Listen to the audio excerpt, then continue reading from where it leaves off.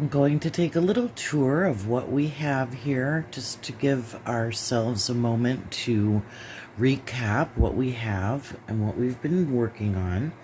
We are creating from scratch a customized charm bracelet featuring some recycled materials and some handmade components, which we are getting ready to create.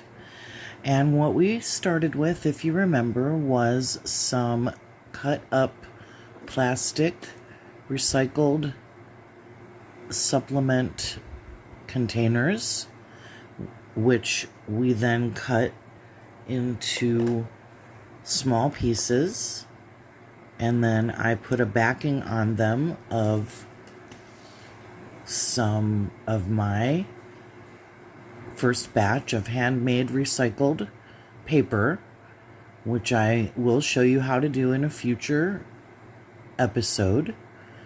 This paper is made from primarily recycled catalogs and some brown paper grocery bags. As you can see, the pieces are kind of large, and I have since learned how to get a much finer paper pulp. So we will learn all about that, like I said, in a future episode.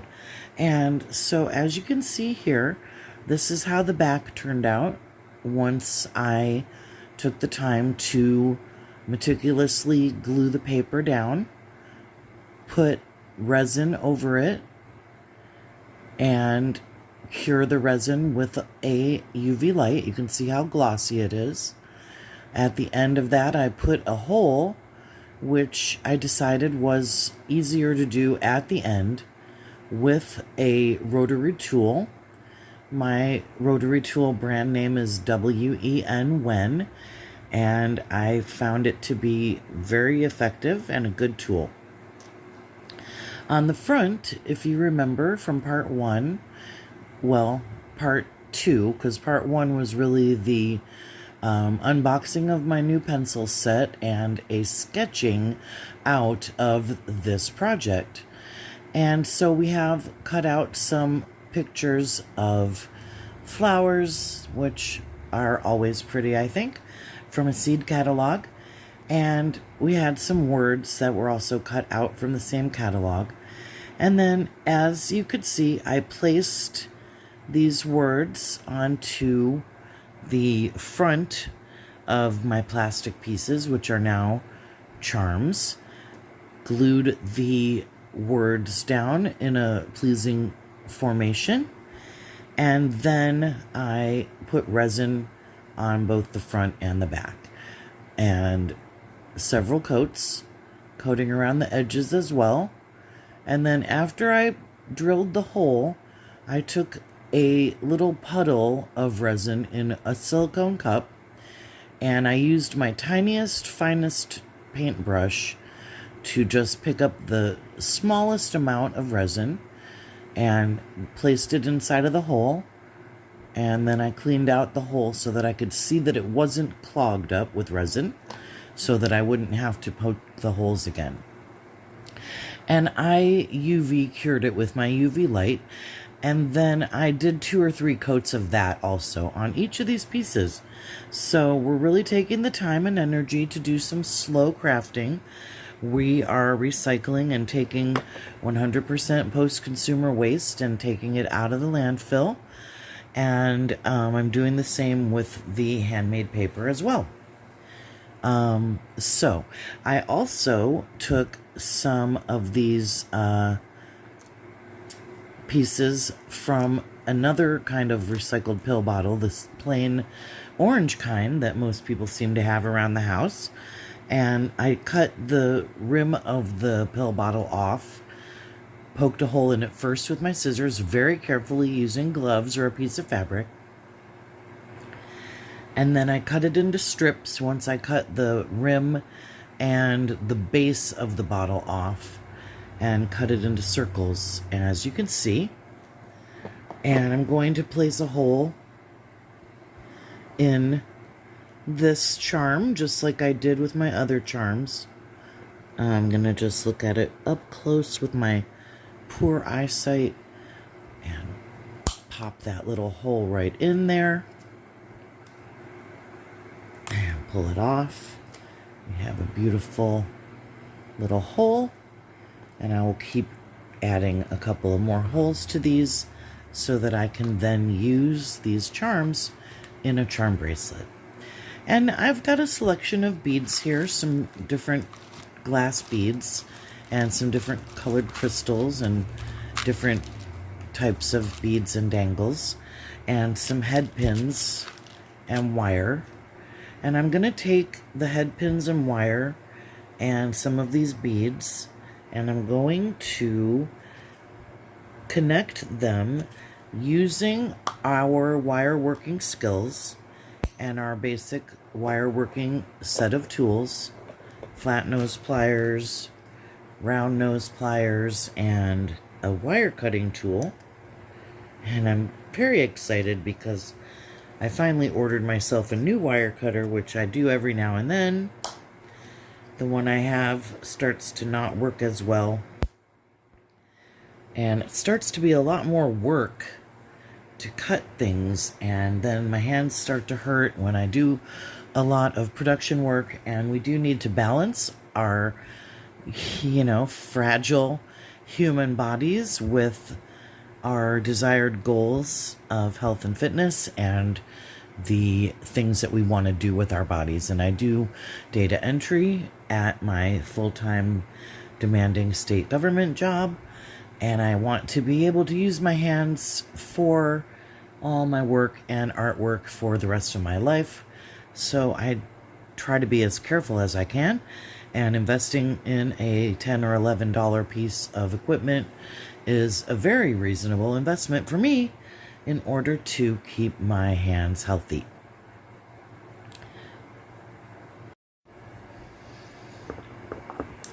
And now I will take some copper wire, and I've selected some beads. I decided to pick out a shade of... Sorry, there's an ant crawling on my wire. Okay, I'm going to assume that my ant situation is cleared up. I'm going to cut a few pieces of this 20 gauge copper wire. I enjoy working with copper wire and copper in general. Copper has a beautiful color, both new like this, shiny and bright, and when it gets older and patinaed, it's just beautiful all the time.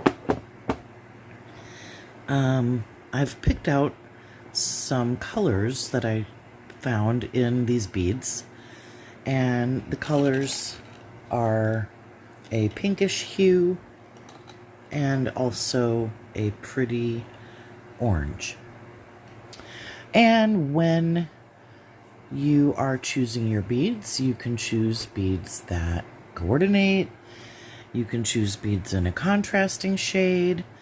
And what I'm going to do is I'm going to use my old and large round nose pliers to make a rather large loop after putting a bend in this wire. I'm going to leave enough of a tail that I can use to make a separate wire wrap of its own. And I would recommend that you cut your wire maybe a little bit longer than this if you're a beginner, maybe 4 or 5 inch pieces, whereas this is about a 3-inch piece. And I'm a little more experienced, but sometimes I look at it and I'm like, is that going to be enough? And it's more uncomfortable to create something with a small piece of wire than it is to throw away a little bit of excess wire that you might need to cut off of the end if you use a little too much. And I'm just trying to decide exactly how big of a circle I want to make right here. The circle is going to have to pass through the thickness of this bead and this depth. So I would say that the circle needs to be approximately 1/4 of an inch in diameter, and that's somewhere close to the base of these cylindrical tips on my tool. So I'm going to kind of wing it, and I'm just going to make what could eventually be the perfect shaped loop, perfect size, or it might be a little too big or a little too small. And sometimes we give up 1 or 2 pieces of wire, just like if you're going to knit a swatch to check the gauge of your knitting project. You're going to devote the time and yarn to that project, which you can always remove unless you keep your swatches, which some people do. So this turned out pretty well, and I'm going to close this loop with my flat nose pliers, and I'm going to make sure that I keep my charm out of the pliers so that we don't break it or scratch it up. And then I'm going to use my round nose pliers to take that little tail and wrap it around just once. Sometimes I go more, but I don't want to really maximize the amount of height or length on these charms. I want them to kind of stay a little bit small-ish, although as you can see they're not that small to begin with, but it's going to be a very cool looking charm bracelet. This one says grow and this one says flow, and since I only had 2, these were the ones that I decided to flesh out a little bit with these pretty orange pieces, which are just so bright and vibrant. And I decided to mix the color combination with putting the orange bead alongside my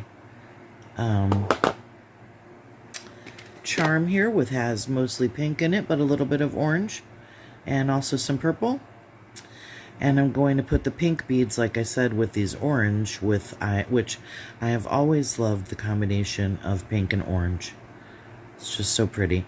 And as you can see, I'm using my smaller, more delicate charm making or round pliers for this one. And I'm going to make a little bit smaller loop at the top of this. This will be strung into the bracelet as we create the chain part of the bracelet, the part that's going to go around our wrist. And I'm going to show you a few different variations of charm bracelets in this and future episodes. This one, obviously, we are making components, and so this is a standalone episode or tutorial on its own about creating a charm component from multiple pieces, including a charm that either has a hole in it, like these, or a regular type of charm with a hanging loop, like a little starfish or a little mermaid or any kind of star or heart that you might have. And as you can see, we have a beautiful loop, and what we want is to have both of these loops facing in the same direction. And what that's going to do for us today is when we take our wire, this is just an example, but when we take our wire and string it through to make the bracelet itself, the loop is already hanging in the perfect direction so that our bead and charm will hang perfectly off of our charm bracelet. So there's one charm down out of the 5 that we're going to make. Next, I'm going to show creating a charm with the orange recycled plastic. And again, I'll leave some tail piece to make a wire wrap at the top, just like this, with the pink bead. And I'm going to also use my large round nose plier, but I don't want this loop to be quite as big, so I'm going to make it at about the halfway point down my round nose pliers. And don't forget, the diameter of these cone-shaped pieces is exactly what determines the size of the loop that we're making. And so since I decided I wanted about a 1/4 inch loop, which I just opened up, oops, dropping everything, little disasters, nothing big.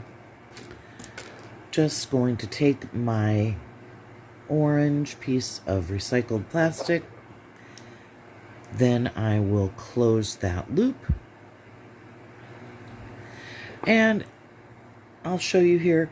This is quite a lot of play, so there was a lot of space extra, you could say, in this loop that I made, but I am putting them on the same bracelet, so I don't want it to be too terribly much smaller, so that they have some cohesiveness and homogeneity to them. And one thing you'll know about me is I might say some silly stuff once in a while, but you're always going to get good vocabulary words. I love language, and I'm so grateful to be sharing the language of art and crafts with you here today on whatever day it may be. Today is the day of a eclipse, and I also plan on trying to stay up late tonight, way past my bedtime, till at least midnight, going out to look up and see if I can see the Perseid meteor showers. These are supposed to be the nights that it is the most visible. Pretty pink translucent bead with a pretty orange translucent handmade recycled plastic charm. One thing that's true about these types of charms is, besides the fact that they are a way to recycle and be sustainable and get inexpensive art materials, they also are very pretty in and of themselves. They look great, which I feel gives them inherent value, and they can be a wonderful conversation starter. So if you are like me and you like to be a unique, eclectic, interesting individual, and you don't care if,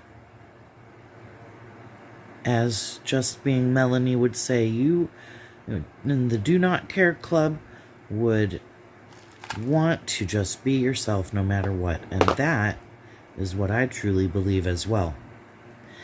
Every now and then I do like to give my shout outs to some other creators that I really appreciate their work that they've done, their vulnerability, and their realness and their humor. So have a conversation piece, make something for yourself, make something for someone else, tell them about what you've done, take a picture of it, put it on social media, and please tag me if you create this project. I would love to see it and hear from you. And at this time, I'm also going to take that moment that I always take to thank you for being here again, ask you to keep coming back, and to please press the like and share with some people that you might know. They would be wonderful if they subscribed, and so would you if you haven't already. And if you have, I really thank you, because we are slowly growing. And I appreciate that. Like I said, if you subscribe, then you help yourself make sure that you receive my upcoming content. If you like and share, then you make it possible for my work to reach other people who might need a creative re-establishment with their inner muse, like I did a few years ago. It had totally left me, and many other things were very sad. And they still are, obviously. People have sad lives sometimes, but we try to make the best of it. And that is what I'm doing by being here with you, because creating with beautiful things is a pleasure in and of itself. And growing our skills and empowering ourselves with creativity is a form of self-care. We can use this as meditative time. We can use this as community time. And we can use this as fun moments of relaxation, a way to strengthen our hands and our bodies and minds. As I always talk to you about, I like to work within my budget, so there's lots of fun ways that you can do that. One way is purchasing sets of beads like you get in these cute little containers. They come in all different colors, and it's sort of like buying in bulk.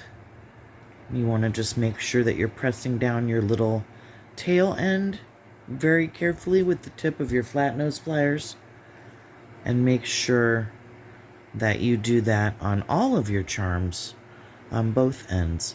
And this part is, you do have to be a little bit careful with some of your beads. I had one bead that kept cracking every time I would do this to it, so I just tried cutting it a lot closer and just being really satisfied with what I came up with. So as you can see here, we've pretty quickly created 3 charms already. I have 2 more to go. And once I get done with that, then I'm going to make a clasp for this bracelet using some of these beads, or a similar colored bead, maybe a round bead instead, because it might be a little, this might be a little scratchy right up against the wrist. So I'll look for a round bead in one of these pink colors or an orangish shade, or maybe clear. I'm also going to be using beads in the entire chain, as we did with our previous episode where we learned how to make a wire-wrapped bracelet using some beads and some resin components that we made that had 2 holes in them. So there were basically a hole here and a hole here, and we were putting a bead like this on each side and then connecting those together to make a chain. And in a little bit different situation, we are going to be making components that look very similar to this, with these or similar color beads, maybe of a different shape or different size. We might find a bunch of different beads that are in this color palette and make what we call bead soup, which is a little dish of beads, a whole bunch of different shapes and sizes, and they all kind of go together in a color palette. Or maybe just all the same one color of metal or something like that. Something that makes them thematic and go together. So we'll see what beads we have and what we want to use for both our clasp and for the chain part of the bracelet that is going to go around our wrist. And I think I'm going to try putting down a lighter colored background for this, so that the components are a little more visible. I tend to feel like things get a little lost on this black background sometimes. So I will be back in a moment. And again, I wanted to thank you. Thank you for all your likes, shares, subscriptions, follows, and especially for when you engage with me in the comments. That is shows me that we are really classmates here, and a guide, a teacher, and students, and that we are having a real wonderful time. So back in a moment to share more about creating the chain part of a bracelet. And if I do end up putting these out as separate videos, then you will already be watching this video at a separate time from the next part, which will be creating chain links with wire wrapping and beads and making a chain link bracelet and a clasp. If you wanted to find out how to make those chain components with wire wrapping tools and wire and beads, and make the chain clasp out of wire and beads as well, those are available already also in a previous episode, and just scroll down and you will find them in my videos, and I'll be right back with the next steps. Thank you.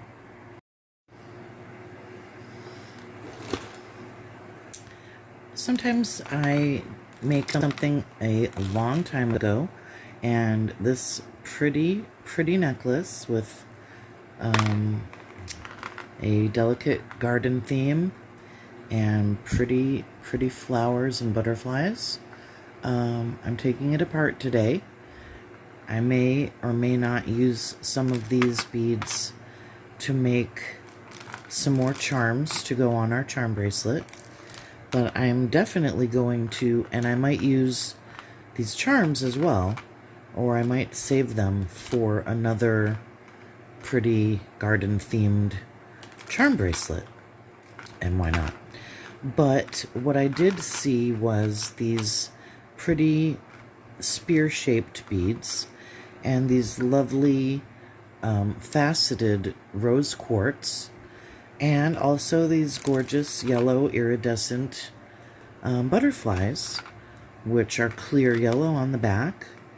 I think they have a nice sheen to them, and I think that they look nice with the charms here that we've created. And so I'm going to use some of these beads and also these pretty pink clear little flowers in the body of the bracelet, because they are pink, and pink with orangish and yellow. So that is why I made the decision to take this necklace apart. I left the other half of it together, and that way I can design this exact same necklace again in the future if I want to. But I have never worn this in many years, and it is a shame to use to take something apart, but it's also a shame to have something beautiful sit in a drawer. We don't want to sit in a drawer, and we don't want our pretty things to sit in a drawer.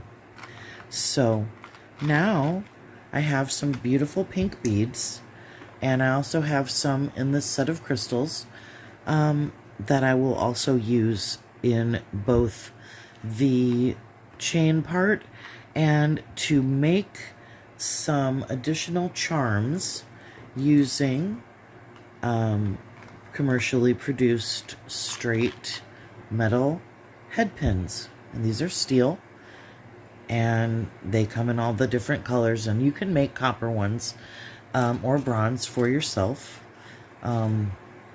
Here's a pretty one that I made on copper wire with a paper quilling flower as the centerpiece. Something like that would be pretty. Something like that could be done a similar thing with these little flowers. And I've also picked out some green shades of crystals, round faceted glass crystals. Some of them have this pretty iridescent aurora borealis on them, and green is automatically a part of our color palette because we are using flowers in the garden and a grow and flow affirmation motif. I'll cut a few little bit longer pieces of wire just to give myself a bit of space and ease to work with. And I'm going to do a few experimental charm prototypes with some of these beads and just see kind of how they want to come together. And we'll start with one basic wire loop. I'm going to make these about halfway down the tips of my small round nose pliers. I'm going to just close this up right away, and when you're making loops you can close a lot of them.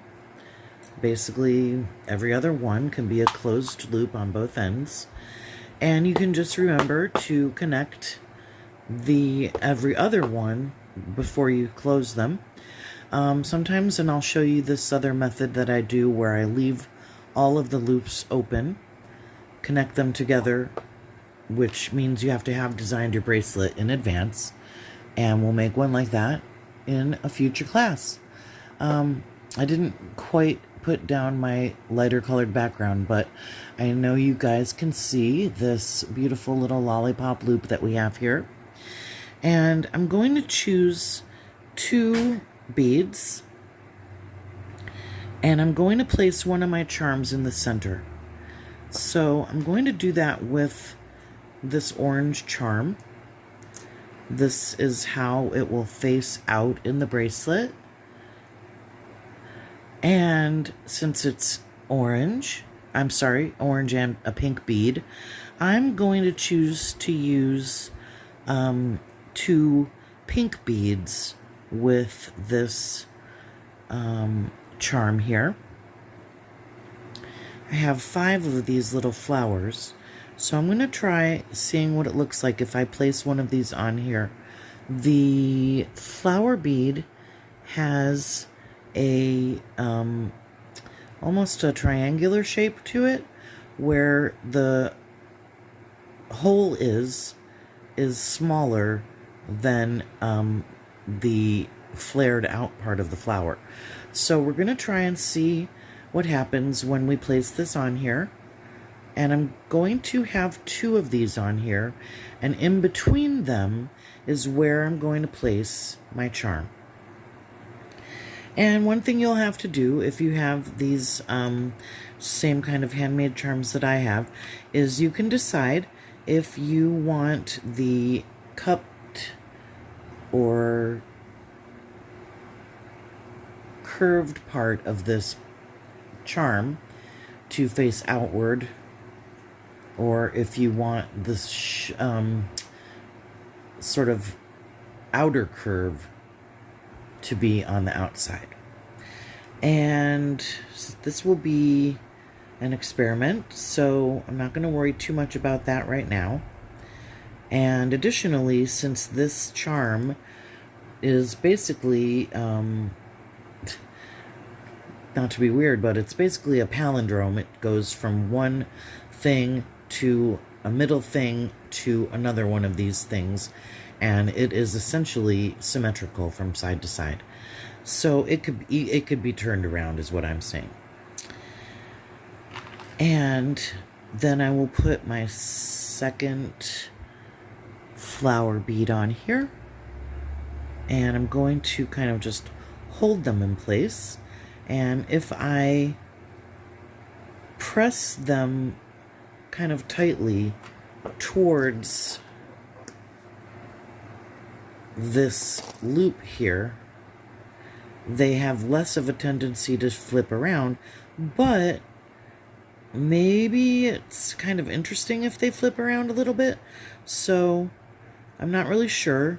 Like I said, it's experimental at this point. And I'm going to try to hold this white thing under here so that you can get a better kind of sense of what this is looking like. And it's obviously very pretty, and it has some dynamic interest with the way these beads sort of flip and flop around a little bit. I'm going to have to think about whether I want that or not. And probably if I don't want that, I can arrange arrange these pink beads a little bit before I tighten the second wire loop. And what I'm noticing is when I do tighten it up a lot, this doesn't have as much play to it. And I kind of want it to have play and movement. I like this a lot better. I'm going to complete the loop and it looks like it's going to be just perfect. So I'll save those flower beads for a different part of this bracelet or a slightly different application.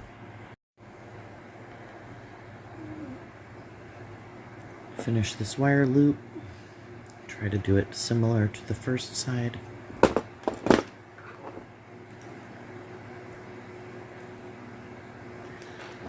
Close this up.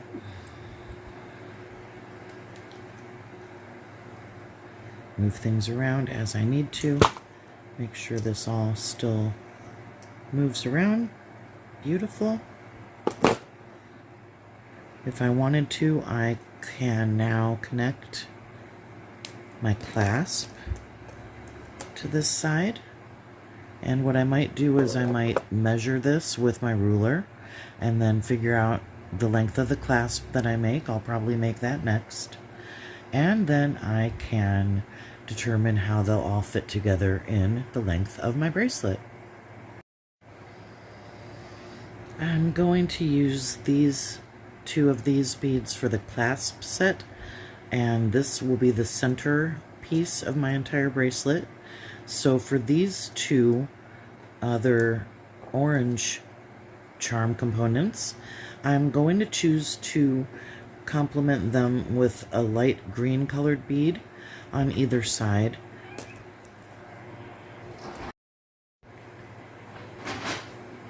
What a pretty color combination.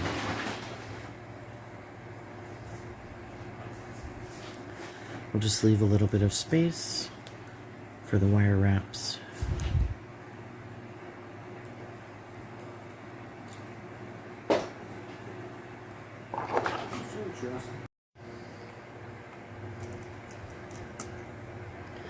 And I will just close this loop on our lovely spring colored charm. Just glowing with springtime colors. You don't always have to design something knowing what it's going to look like. Sometimes you trust that a color palette, I'm spinning this around because of course the beads are loose on the wire, but I'm trying to find the best angle to cut this off. That's probably one of the trickier parts of this art form. Just figuring out the spacing, the sizes and the shapes, and like I was just talking about, designing things that are, you know, a combination of what we see in our mind's eye and what we are able to create with our skill set. And that is why I'm always trying to teach you about different skills that can be used together, and that turns you into a multimedia artist like me, which can be very, very empowering. It has had the power to bring me from a drastic major depressive episode several times and be back on track, even though I still do suffer from burnout quite badly. I have had it for many years and I'm still working full-time, and I have had to step back from many things, but I am able to still work full-time from home and put in essentially full-time hours into this wonderful job, my arts entrepreneurship. And so as you can see, we have 2 out of 3 of these lovely components. This will be the third one, and it will feature these green beads as well. Then I'm going to make a another couple of charms with some beads and these charm components. As we build this bracelet, this will be about 5 inches worth of bracelet space, and the clasp will be about 1.5 inches, so that's about 6.5. And I'm going to need about somewhere between 8 and 9 for my wrist, so that will make me have to add about 2 more components like this. Probably either maybe use these, which are already created, or I can make some more charm components with some of these beads, some of these other colors that are in my design, and maybe a few other colors that are similar that I can add from my collection. Alright, so as we continue putting this together, like I said, I am going to place I'm going to take a little moment to just clean some of this up, put a lighter colored background down here, and we will go from here. And if these charms lead directly into the connecting together the bracelet video, then that will be coming right up next at the end of this. However, it may possibly be a little too long to knit absolutely everything of this customized charm bracelet together. So what I might end up doing is, once we have all the charm components created, I will share what they look like, including the clasp that we're going to make next, and then we will do the putting together of the bracelet in last or second to last penultimate video episode. And then the final episode or part of that episode can be the tour of the bracelet with the entire curated lineup of everything that we have done, from recycling supplement bottles and medicine bottles into beautiful customized handmade charms, which in this case happen to feature recycled found imagery and recycled handmade paper, using beads from a previously made necklace which we took apart to create some of our components, creating handmade components from wire that we cut ourselves, and which is going to take on a beautiful patina over time. And then choosing some words that are meaningful to us. For this, we chose grow and flow. And I think that's going to be a beautiful affirmation for this charm bracelet. And I can't wait to take the tour of it with you in a few moments.